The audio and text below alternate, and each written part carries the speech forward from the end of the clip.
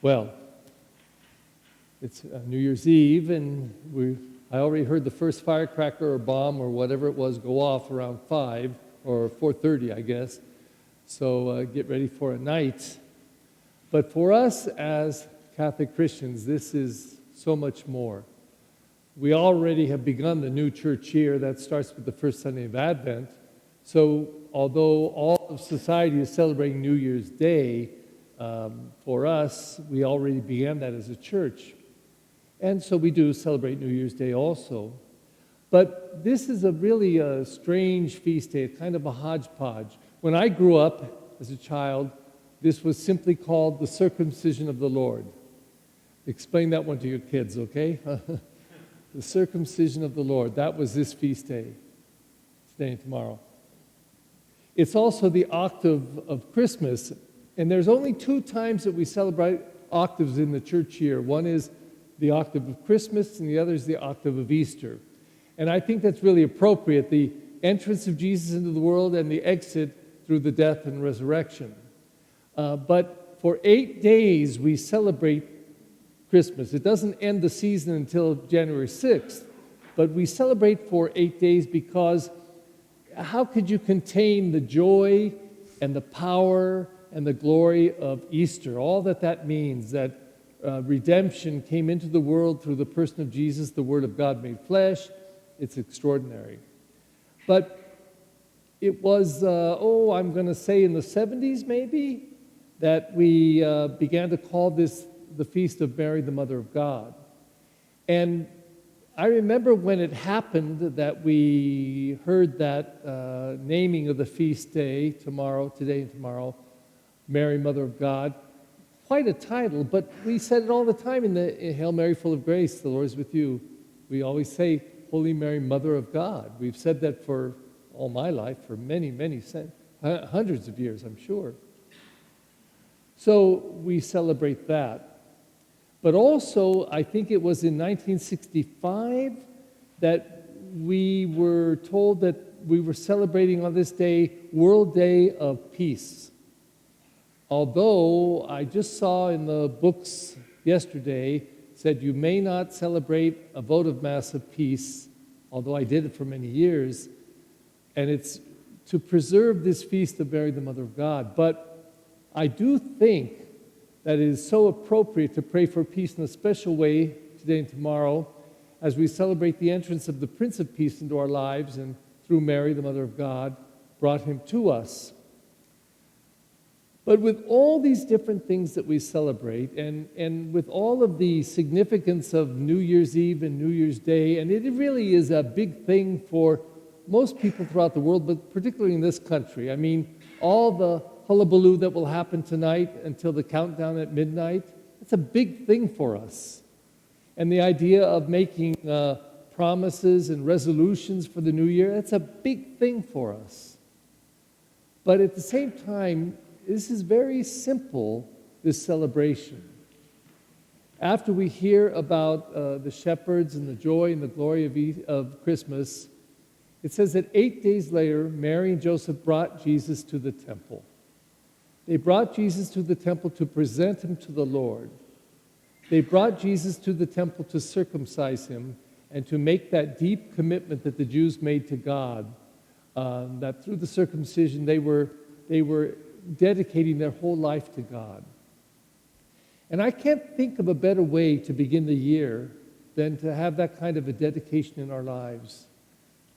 You know, we have just lived through 3 incredible years. I just was listening to the news earlier today, and they were saying that a new variant has come, and that for another 1.5 years they expect that we're not going to be through this pandemic in a comfortable way. In a way that we just kind of deal with flu. We're not quite there yet. And I don't think, in all my lifetime, I've not known anything quite like this for us as a world society, that we have faced pandemic dying in our world, that over 1 million Americans in that pandemic over 2 years lost their lives. And maybe many of you as families or extended families have known members of your families who have died. We've been through something, and it seems to me, in light of all of that, that maybe never before then in this year have we a reason to come to Mary, Mother of God, Mother of the Church, Mother of Jesus Christ, and to come into these loving arms of Mary and say, you know, we need the consolation of God. We really do. We need the peace of God. We really do.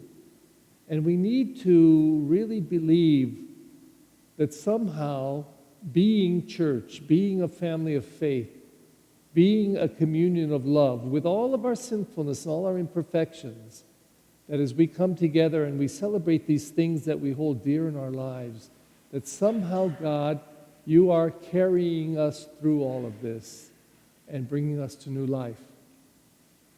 So as we begin this new year, my prayer for you, for me, for all of us, for our world, is that we come to a deeper sense of our worth, of the goodness that we are and that we have, that the new year always brings new blessings and new hope, and that we would gather in a way that would open our hearts, our lives, ourselves to the presence of God in our life in a really powerful way. When we look at Mary at the introduction of the Mass today, every once in a while I feel like I get inspired, and this is one of those times. Because Mary, for me, I know her in the Scriptures, and I can say as the mother of Jesus, of course she has a very powerful and special place. But when I think of Mary, for me, her most important rule is not for me to call her mother, although I have no problem with that, but to see her as model of Christian, model of faith, model for me, that when she was, however it was that we call this angelic vision, that she was invited to be the mother of Jesus, the mother of God, basically she said yes. She said yes. And she said, whatever this means, I say yes to it all. And then she said simply those words, I'm the maidservant of the Lord. Whatever you ask of me, I will do. And I really think that when we get that kind of a mentality and a heart mentality, that we can say, God, whatever you ask of me, I'm open, I'm willing. Because I believe that I don't do this alone, but I do this with your astounding and amazing grace. And that when I open to that, you lead me, you guide me, you give me what I need, you help me become what I need to become. Today, as we celebrate this beautiful feast of Mary, the Mother of God, I hope that we can all see ourselves truly as the children of God that we have been called to be, and open ourselves to that love and to that grace.